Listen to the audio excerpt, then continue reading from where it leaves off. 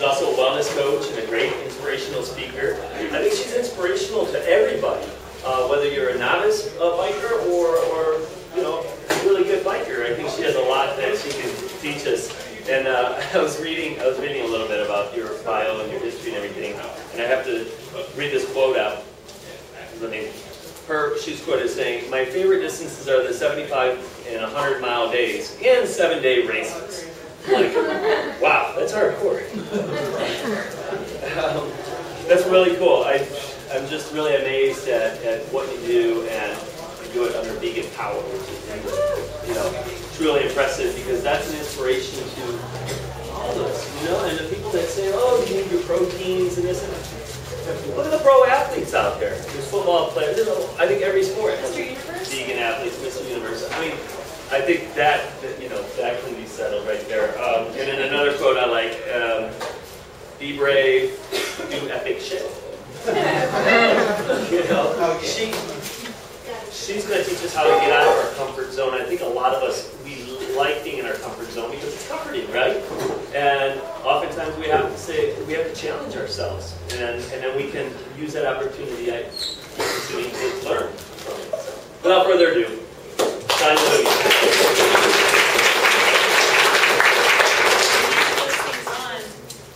Is it on now? Yep. All right. I don't even necessarily know if I need a microphone because I'm so loud. In fact, my family always knows when I'm in the house because they can hear me from anywhere. But thanks for the nice introduction, Greg, and thank you guys for being here. It looks like most of you guys in this audience, or all of you guys, are athletes. You all look really fit and healthy. So thanks so much. Lots of plant-powered athletes in here, killing it on a daily basis. But yes, I am Sonya Looney. I am a professional mountain bike racer, and I was the 2015 Endurance World Champion. There's a lot of different disciplines. Like cycling is a lot like running. You have all the different distances. You have off-road, you have on-road, you have track. There's just a ton of different ways that you can ride a bike or run or do whatever you like. So my world championship discipline was in 24-hour racing. Now what the heck is 24-hour racing? It means you have to race your mountain bike for 24 hours straight without stopping. Yeah. I like sleep. In fact, I get grumpy if I get less than 8 hours of sleep. So for me, this was a pretty big deal to actually stay up all night and ride my bike. And you have to have a pit. So basically, you do laps, like you're like a hamster just going around in circles, which isn't my favorite type of racing. But you have a pit crew. And it's important to have a good team. And my husband was actually my pit crew, so he's also on the World Championship team. I also had to stay up all night long while I rode my bike around in circles, trying not to die. So yeah, that was great. But so a lot of people ask, you know, who are you? What do you do? And if you're at a party or if you meet somebody new, that's what people ask you. Who are you? What do you do? And that's actually a really difficult question to answer because a lot of people will say, well, like I'm an engineer, which I used to be. I'm retired now. And, you know, people say that they do a lot of different things. And it's hard to define ourselves by what we do for our work because that isn't necessarily who we are as a person. Or you could even take your sport, and a lot of people love lots of different sports. Like, cyclists are pretty one-dimensional athletes. Myself is what I'm talking about. If I had to go run 2 miles, I'd be really sore and need a wheelchair the next day. But, yes, so think about this. How would you describe yourself if somebody asked you, who are you, or what do you do? So I thought about that. So instead of introducing myself as a professional mountain biker, I like to also include who I am. And that's a hard question to answer. So when I was writing the speech, I thought to myself, I'm going to try and define this in a few words. So I'm somebody who defines myself based on personal growth and human connection and building community, which are all perfect things to be doing here at the San Francisco Veg Fest. There's so many great people here and great speakers to connect with. I know that after listening to some of the other speakers, I felt really motivated and inspired to be better. In fact, I went to Whole Foods, and instead of getting some of the more exciting, unhealthy options, I had a giant salad and left out some of the croutons and things like that. It helps to surround yourself with good people. But I'm also somebody who's very friendly and very extroverted, and I live in Canada now. And I grew up in New Mexico, and I lived in Boulder, Colorado. But when I moved to Canada, it was actually kind of hard because people there are very polite, the stereotypes of Canadians. There's one right there, who's very polite. That's what they look like. and they tend to be, he's actually not very reserved. He had to introduce himself 3 times to me before I remembered who he was, but Canadians are very reserved, and so when I'd be in line with people saying hi, they're afraid of me, because I'm like, hi, I'm Sonya, and they don't even realize that I'm talking to them. So it took me a while to realize that. And if any of you guys are trying to meet a Canadian, I got lucky when I moved to Canada. It was before any elections. That was just a happy coincidence. But if anybody's trying to find like the Canadian version of Tinder, I might be able to set you up with someone, but I will be collecting fees at the door. I saw people walking around with pizza, so I can be bribed with food pretty easily. So but what happened before I moved to Canada? Like a lot of things happened in my life before I moved to Canada. I moved to Boulder, Colorado when I was 22 years old, and I wanted to become a pro mountain biker. But I didn't really want to work a normal job, and I had just finished my bachelor's degree in electrical engineering from UNM, so I thought, Boulder seems like a good spot. I think I'm just going to move there and see if I can get a fellowship and get someone to pay for my school and give me an excuse to move there. So I got into the PhD program at CU Boulder, and I wanted to be a pro mountain biker, not a PhD engineer. So there was something wrong with this picture. But the importance of putting yourself around people and surrounding yourself with people who inspire you and who bring out the best in you is so important. And professionally, if you're trying to be something, putting those people around you really helps you grow, and it really helps keep you on path, especially when things are hard. So I loved moving to Boulder because I figured out who I was there. Like I basically was really shy, and I thought I had to follow this cookie cutter path in my life where you go to school, get your degree, buy a house. Like I thought I had to follow that path. But when I moved to Boulder, I realized, wait a second, there are lines that I can color outside of, and I'm allowed to do different things. So that really inspired me to become a professional athlete, because in my family, people thought, well, you're crazy, this is just a hobby, like you have an engineering degree, why don't you go do that? But I didn't want to do that. So surrounding myself with people that respected and supported my dream was really helpful. And it doesn't matter what you're doing, putting yourself around people who support you is so, so key.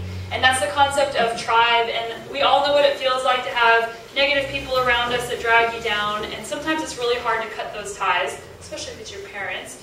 But no, seriously, it's just really important to surround yourself with good people. So I actually did not change my diet to a plant-based diet when I lived in Boulder, ironically. I don't know how that didn't happen.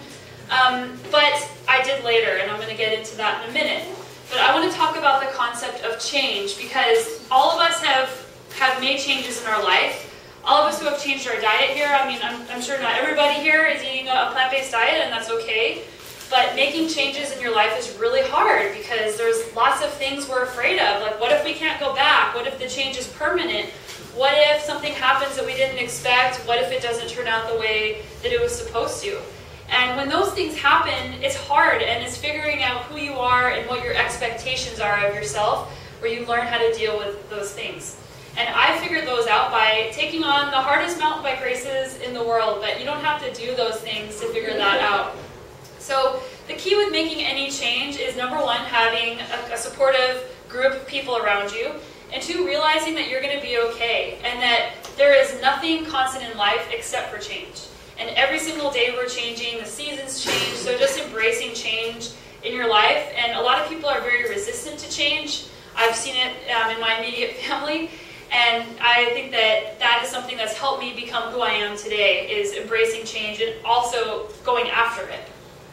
So I love this quote, because whenever I decided I'm going to be a professional athlete, so I was working as an engineer for a solar engineering company in Boulder. I was working for a startup, and I wrote a blog post in 2007 about a backpack. Like, I didn't even know people read blogs.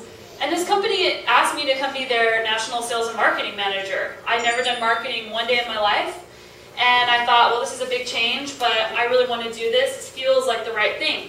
And once I put put the wheels in motion for that, my entire life changed. The entire trajectory of my life changed, because I was pursuing my purpose and the thing that felt right and resonated with me. And whenever I did that, I started getting to travel around the United States and meeting people who also were like-minded, so building community. Like, if you go to multiple veg fests, you start meeting people, this is my first one, but you start meeting people who are supportive around you. And whenever I started traveling as a bike racer, I got to race in different places and meet people, and it started feeling even better. But then I got to a point where I was working my job in racing, but that wasn't really serving me anymore. And I wanted to start traveling the world. So I had to be creative with that, because most bike racers are completely broke, and that's just, we love our sport, it's passion. And I thought, well, I'll become a writer now. Like, I can be a marketing person, I'm going to be a writer now. So I started writing articles for magazines, and they would pay me to do that, and then the race would give me a free entry fee. So a 7-day race usually costs a couple $1,000s if you're paying out of your pocket, which is pretty expensive. So I got to go, and this was one of my first stage races. It was a 7-day race in Brazil, and I'm actually going back and leaving in 1 week. But it was really hard. It was way harder than I expected it to be. There were days that I thought I was going to collapse and days I wanted to give up. But those were the most important days, because those are the days where you realize, wow, I actually can keep going. And then the next time it gets harder, and there have been other times, like at 15,000 feet in Nepal, where it is really hard. And you realize, wow, my experience and all the things that I've overcome up to this point have really helped me get over this next hump. So everything is so relative in your life. So this race is a race called the yak attack. And you can see why. The yaks don't attack. Actually, I barely even noticed that that was there. And when I got this picture, I was like, oh my gosh, that's a yak. And I think I was so hypoxic, I didn't even know what my name was. But this race goes over the Annapurna circuit in Nepal, and you have to take your bike over 18,000 feet, 17,769 feet to be exact. And this was another example of being afraid and taking chances, because no woman had ever finished this race before, ever. And I wanted to be the first. And I also had barely raced outside of North America. I had done that Brazil race, but that was pretty much it. So I didn't know anything about traveling to Asia. I went by myself. I went to Kathmandu, and there was just like tons of crazy stuff happening there. But I would say that this race is one that's really defined my career. And I actually did a TED Talk on this race and about how you define success in your life. So if you guys want to check that out, just Google my name in TED Talk, and it's really easy to find. But this race was interesting because it didn't go the way that I had planned, and that happens a lot in life whenever you're trying to do something. And like when you have a 5-year plan, for example, and your 5-year plan is to get your PhD in engineering, and you end up being a world champion professional mountain biker speaking at a vegan conference. Yeah, so I'll let you guys watch the TED Talk about what happened next, but I did finish the race, and it was a really cool experience. Thanks.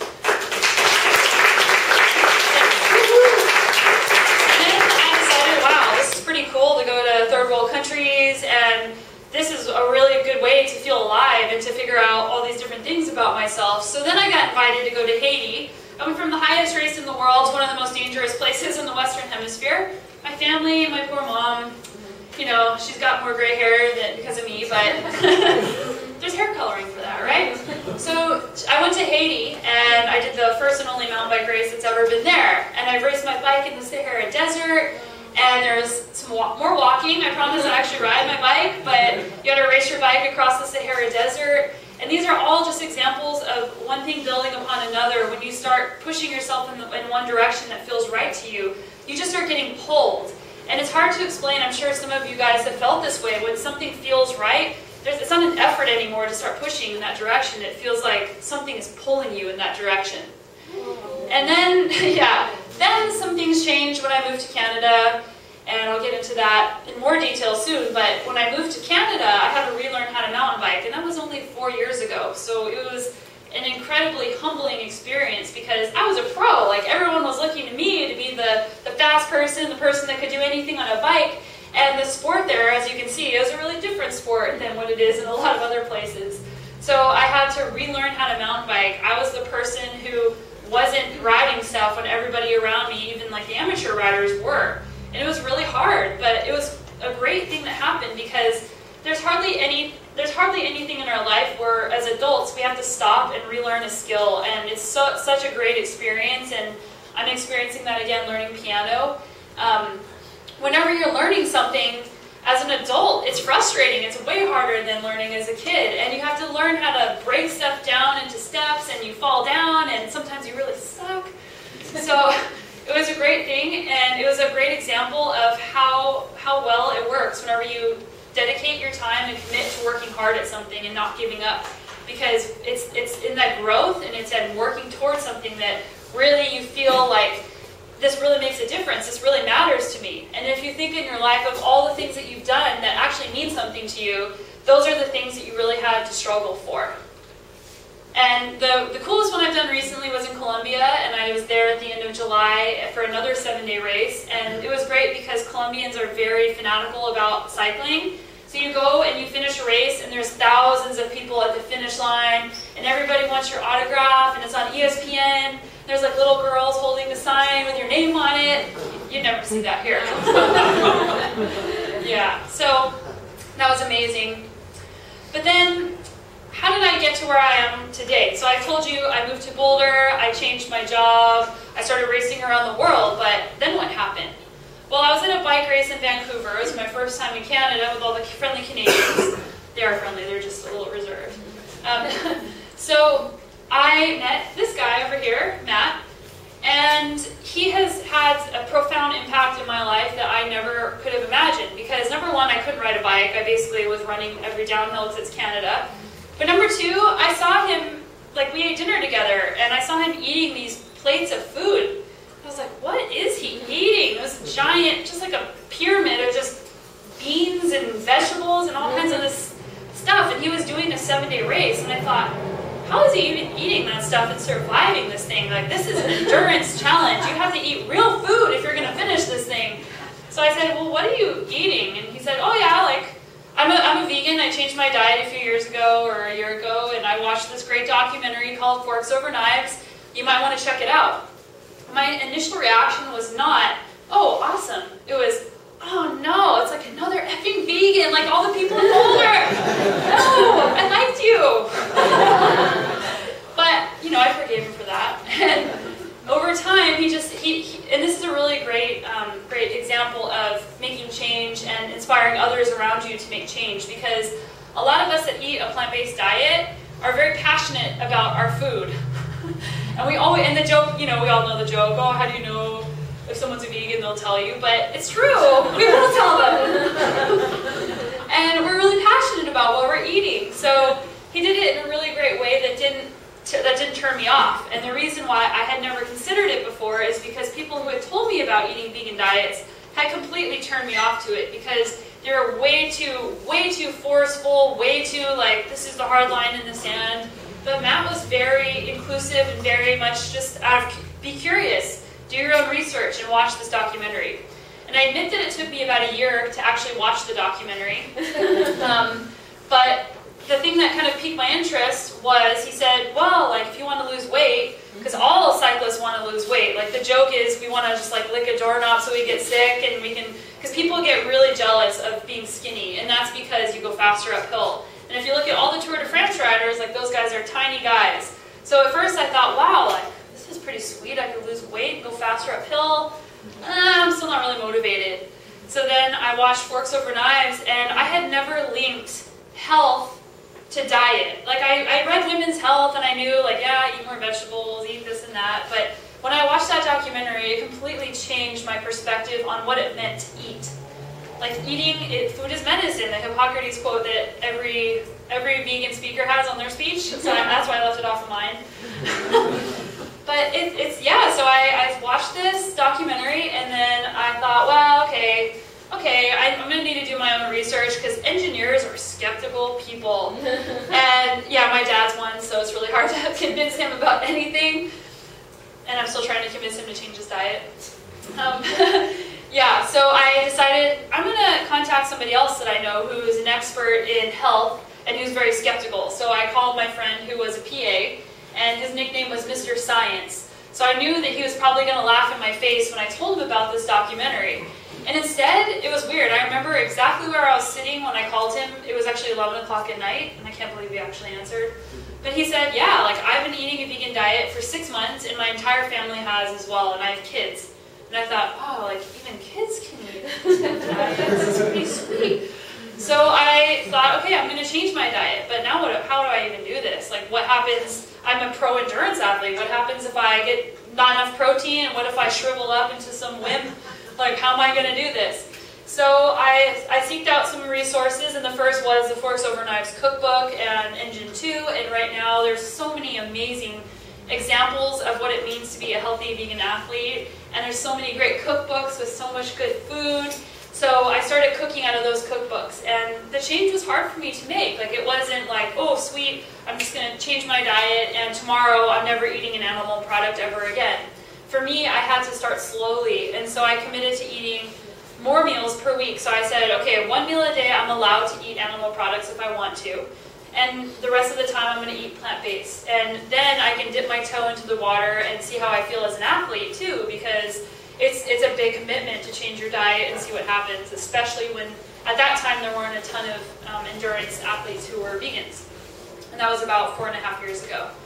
So it was great, and I started realizing that I didn't even want to eat the animal foods anymore. They didn't taste good to me, and I felt better whenever I ate plant-based.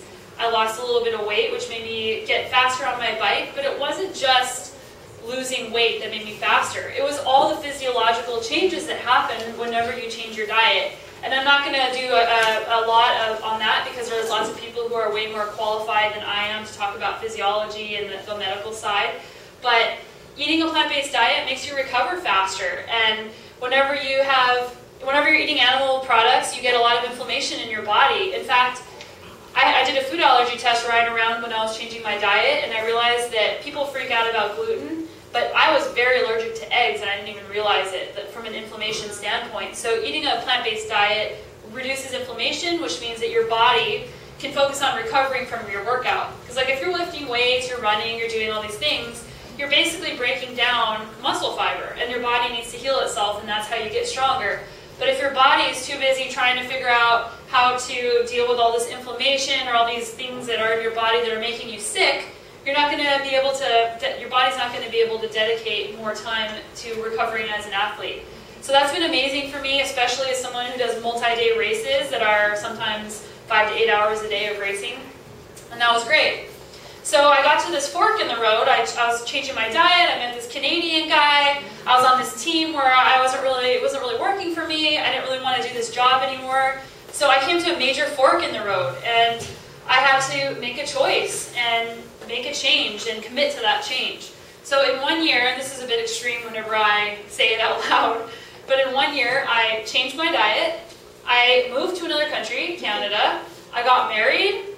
I quit my job, and I started my own job business, and I quit my team, and that was all awesome. And it was hard. Like, I'm not going to lie and say, oh, it was really easy. Like, there was times whenever I was about 3 months into changing my diet, and I remember standing in the kitchen with Matt saying, it's just so hard. Like, I don't even know what I'm supposed to eat whenever I want a snack. And that, again, comes back to having support and having really great people around you who share the same core values, because whenever you have someone around you that says, well, yeah, like eat some hummus and some vegetables, or you can make a sandwich with nutritional yeast and tomatoes and cucumber and eat that as a sandwich. Like, it's really helpful just to have that. And the great thing about social media is that now, because all of our lives are online, and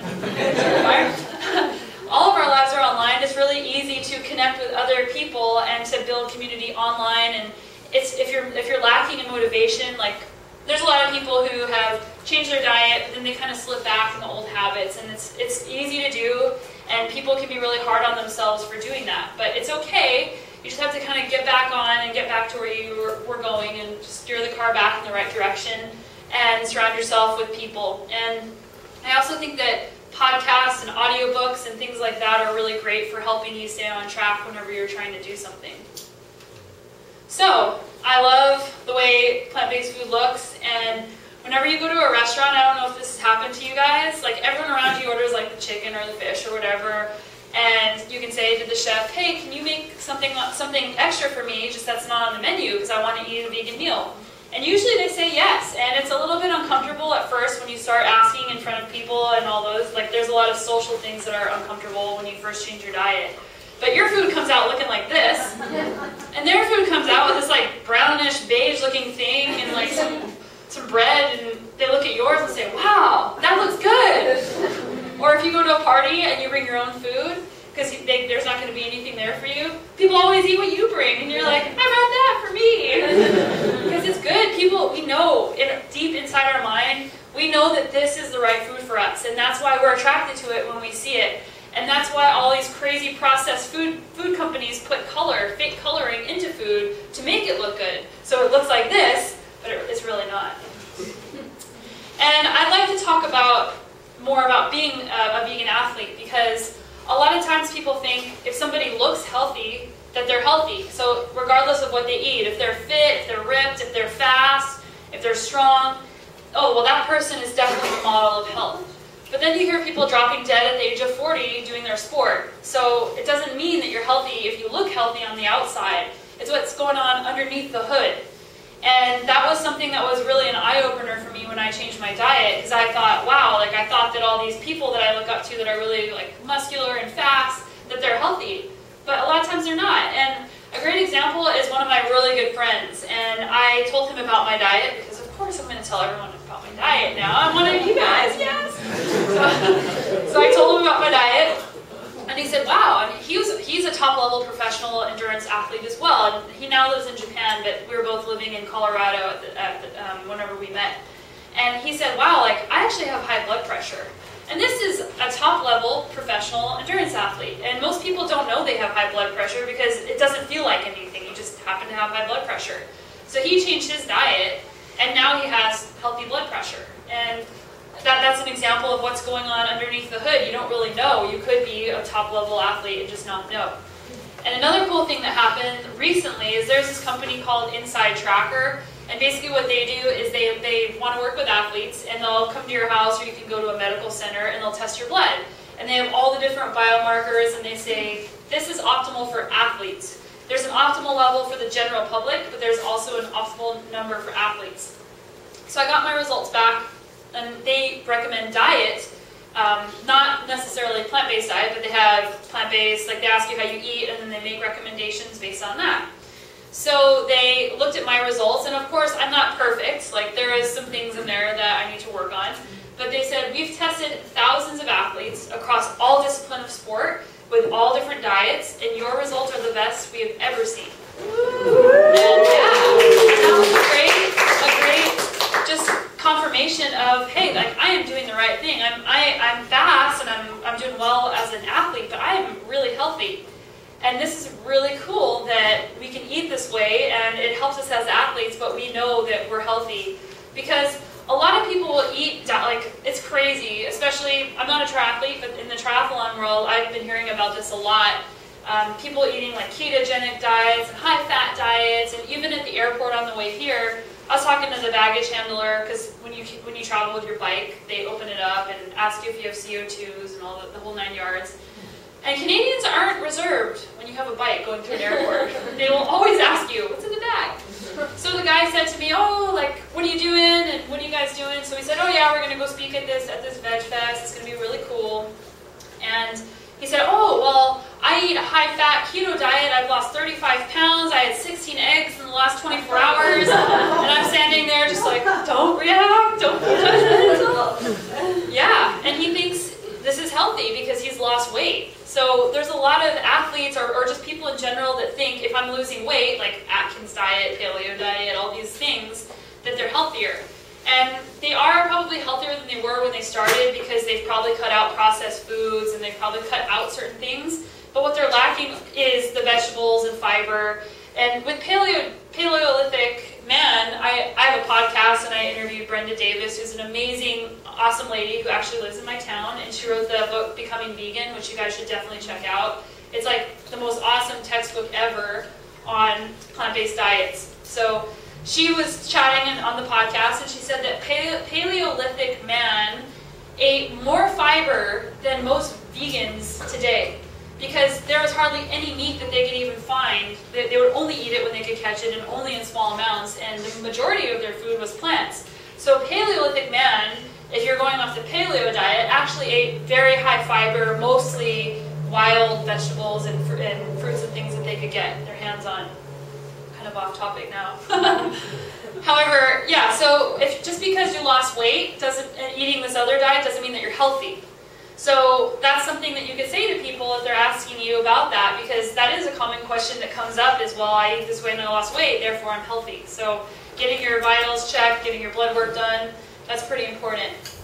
And I want to talk about some stats, and just a few, because I'm not the guys that did What the Health, and if you guys haven't seen that documentary, I think that this is actually one of the most impactful documentaries that I've ever seen and that I've ever heard of, because after it went on Netflix, there's all these people who knew that I ate a plant-based diet, and they all started coming to me saying, wow, I watched What the Health, I'd really love some information from you on how to change my diet. So yeah, like if people just made a small change, if people in the world didn't go 100% plant-based and they just made this much change, think of how much impact this would have. And think of this, like almost everyone that we know, we've known somebody who's gotten sick, who's had heart disease or cancer or all these different things, and it's not always attributable to diet, but a lot of times it is. And people that have diabetes. And if people just made really small changes, and start trending in the right direction, it would really change these numbers. And the goal, of course, for us, we'd love to see everybody eating that way, but it's important to be inclusive, and I'm going to talk about how to help people make changes, because as vegans, it's really difficult sometimes to have these conversations, because, again, we're very passionate, and we really believe in what we're talking about. So I think about it when people talk to me as trending in the right direction. And this is kind of funny, so this is my first Veg Fest, and I didn't tell anybody I ate a plant-based diet in my community until January of this year. And the reason why was because I was afraid that people were going to judge me, and I was afraid that people thought I would be judging them. And I didn't want to alienate people by telling them what I ate. And like, if people asked, I would tell them, and they would notice what I was eating, but I didn't go on the record, like on my social media and writing blog posts and all this stuff talking about my diet. So I thought, you know what, I need to be brave. If I am being brave and doing epic shit on my bike, I gotta do this in my life. I gotta stand up for what I believe in and stop being so afraid of it and stop being so afraid of hurting other people's feelings. So I wrote a blog post, and I pressed publish, and I felt really nervous after when I hit the publish button, thinking, oh, what's going to happen when I do this? And an amazing thing happened. I had 0 people say something negative to me about what I put out there. 0. What I did have, and what I wasn't expecting, was I got over 100 emails, and I still get emails on a weekly basis from people saying, wow, like this is amazing. I want to eat this way too. Can you help me? And that was completely unexpected. And they said that the reason that they felt that way is because of how I wrote the blog post. Because it just said, hey, like here's my story. I'm not perfect. This is how I did it, and this is why. And it really impacted people. And that's a really cool thing that all of us have in this room, is that we're all leaders. All of us are leaders. Whether you eat 100% vegan diet or not, you're interested in health, and you're interested in animals, and you're interested in becoming a better version of yourself. So we're all examples, and that's also a really important responsibility, because right now we have such a great chance to impact people in a positive way. So being inclusive, whoops, not ready for that. Being inclusive is important, and not being judgmental of other people. There's a lady that was texting me this morning, and I'm actually staying with her next month, and I said, oh, I'm speaking at this Veg Fest, I'm so excited. And she's like, wait a second, I didn't know that you ate that way. And she just forgot, because we actually had this whole conversation about a year ago. Apparently I wasn't impactful enough. But she was like really nervous about me coming to her house, and like, what am I going to cook? What am I going to do? And that's also a common thing. Like whenever we go stay with somebody, or they invite us over to dinner, how do you go over there without offending somebody because they're inviting you into their home? So what I did was I said, hey guys, hey, don't worry about this. This is what I eat for breakfast, like oats are always good, cereal, but for the other meals, I want to cook for you. I want to cook for you. And most of the time, whenever you cook for people, they actually really like what you made, and then they get curious, and then they buy the cookbooks, and then they start eating a few recipes per week, and then before you know it, they're eating vegan, and that's happened to me a lot of different times. So that's how I broached the subject, because I didn't say, oh, well, I just can't eat anything you have, and it was uncomfortable for me to have this conversation, but I think that was really important. Top 5 performance-enhancing foods. I actually wanted this to be in a different order, so that's my fault. But I thought to myself, I should probably include some of the things that I think are really important to eat and tell you why. And some of these are from Dr. Greger's How Not to Die and Watching Nutrition Facts and his Daily Dozen app. And if you guys aren't familiar with his Daily Dozen app, I highly recommend it. It's free. It just gives you a list of foods to eat on a daily basis to add into your diet. So I like eating nitrate-rich vegetables because they help enhance blood flow. They help relax the lining of your veins and arteries. Arugula, beets, and kale are really great examples. Kale is also a cruciferous vegetable, like broccoli. And cruciferous vegetables are rich in something called sulforaphane, which has great anti-cancer properties. And it's like a major food, great superfood to eat. So I eat all of these things on a daily basis. And there's a lot of studies about beets and arugula and nitrate-rich vegetables where if you eat them 2 to 3 hours before an event, you actually perform faster. There's a lot of different things like showing runners taking time off their 5K times, cyclists riding their bike faster, and it's because it helps your body move blood and absorb oxygen more efficiently. I like turmeric because it's an anti-inflammatory, and there are some studies that show that it works better than ibuprofen and without the negative effects on your organs. So I include turmeric. How I include it is I'll sprinkle it on food when I'm cooking, or I'll put it in a smoothie. So if I'm making a green smoothie, I try not to have too much fruit in my smoothies. I usually put like half a cup of mango, some greens, turmeric, ginger. Sometimes I add in a protein supplement, and that's a question I get asked a lot: is how much protein do you get per day? How much protein should I be eating? When do I need to supplement protein? Which are all great questions. Do you guys want me to answer that? Yeah. Okay. So I get so the rule for protein, and there's all these different rules, but getting on the high end 1.6 to 2 grams per kilogram of body weight if you're an athlete. So I get anywhere from 70 to 100 grams of protein per day. Now where do I get my protein? It's in pretty much everything you eat, and if you look at things by percentage of calories, broccoli by I think I can't remember if it's calories or weight, but by percentage, broccoli and spinach have more protein than like a steak based on weight. So I would definitely look at that whenever you start eating your greens, which you should eat a lot of.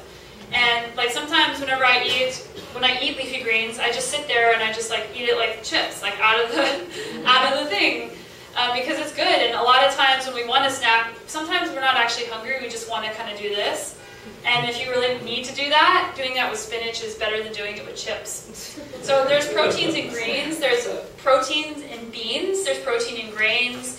I like a sprouted multigrain bread, and 1 piece of bread has 7 grams of protein. My oats in the morning, I have steel-cut oats with hemp hearts and ground flax, and that has about 20 grams of protein in it in the morning. So it's actually quite easy for me to get that much protein. So if you're trying to figure out how much protein you're actually getting, I recommend using one of the websites that track all of your macronutrients, and don't worry so much about the number of calories because it's easy to get neurotic about that. Just look at the macronutrient breakdown and make sure that you're getting the 1.6 to 2 grams per kilograms of body weight. And also as seniors need even more protein, and I would recommend checking out Brenda Davis's book on that because I'm not an expert. I haven't read up a lot on that, but she did say that to me. Okay, moving on. Hibiscus tea. It is the highest antioxidant drink you could have. It's really good. I like taking it on the airplane, so a lot of times on the plane they have like really gross tea and coffee, so I'll bring it on the plane. And ground flax is amazing at lowering your blood pressure. It's the best possible thing. Like Matt has actually used it and done some testing on himself and has seen a difference in his blood pressure as well. So yeah, it's really great.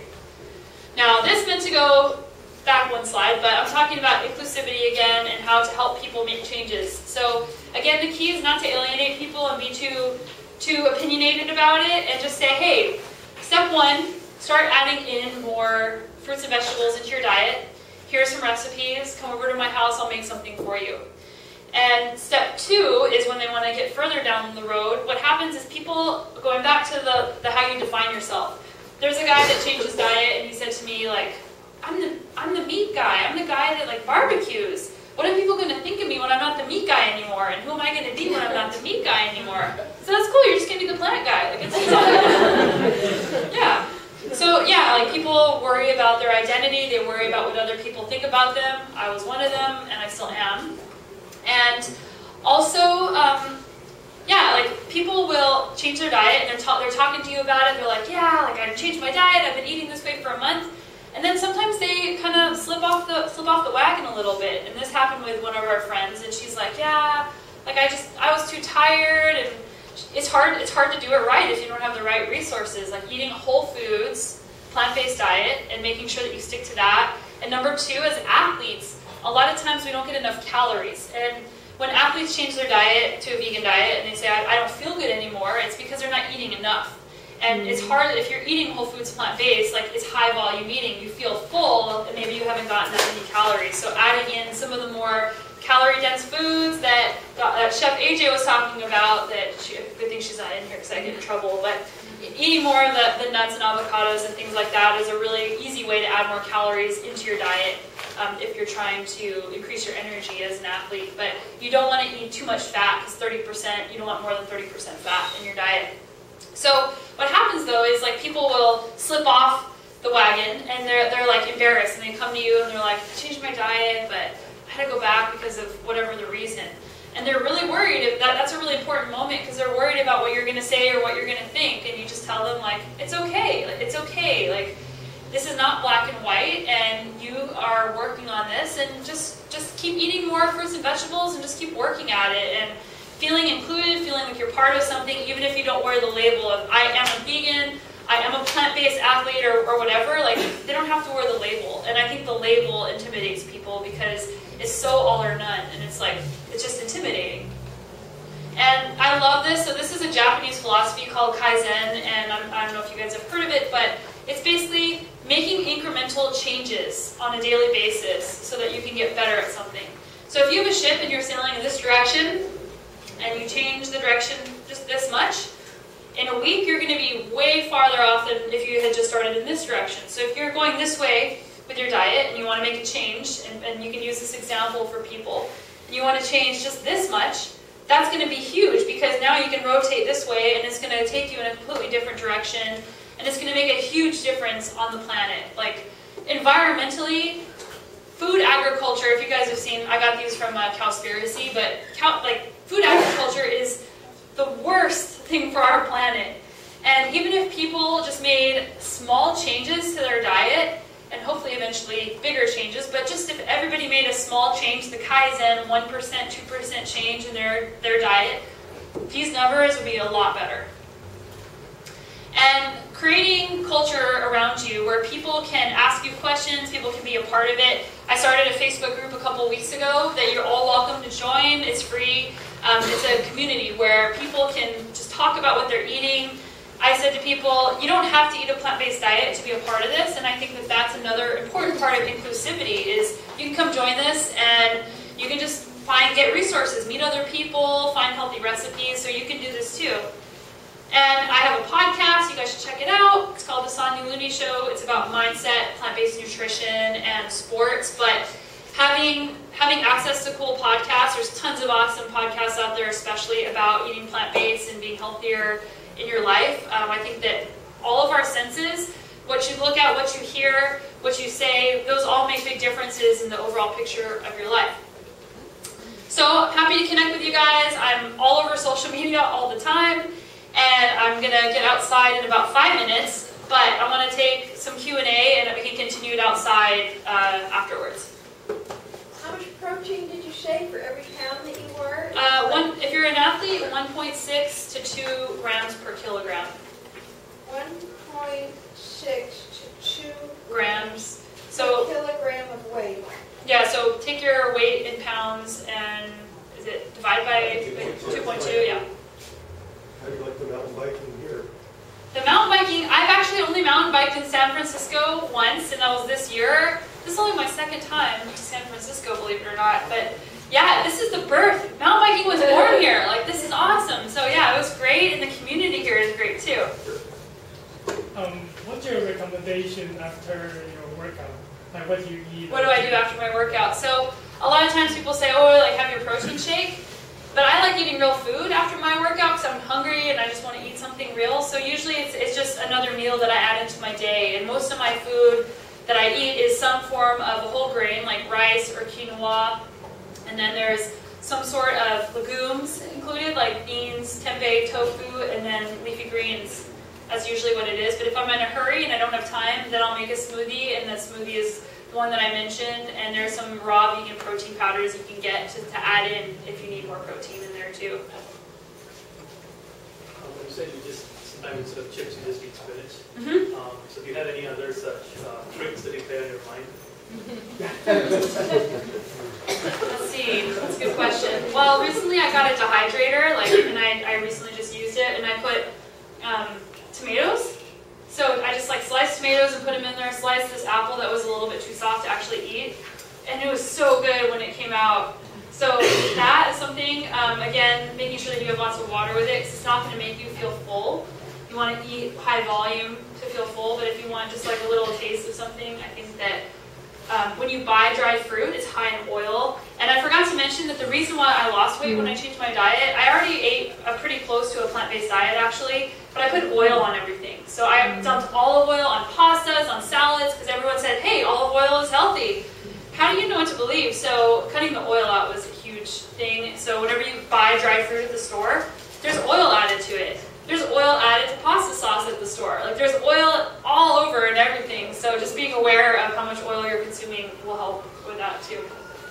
As far as hydrating go, how do you stay hydrated as far as electrolytes go? I mean, I know everybody should be drinking water all the time, but hydration has more to do with electrolytes than just drinking water. So what do you do after a hot day or wherever, when you're in Mexico or whatever? Right.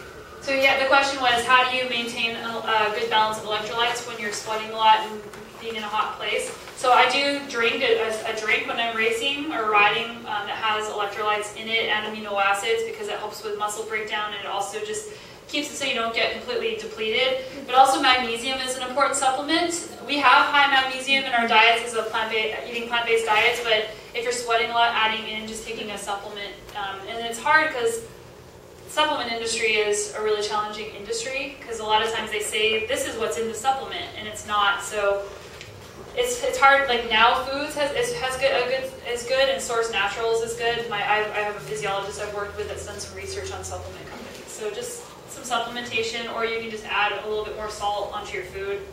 Like salt and avocado is pretty awesome. How about one last question, and then we have a table outside Awesome. that you can answer questions for Perfect. this hour. Do you have any recommendations for plant-based sources of calcium? Plant-based sources, I think broccoli is pretty high in calcium, and tofu is actually high in calcium. Thank you. Yeah. All right, guys, thanks so much for coming.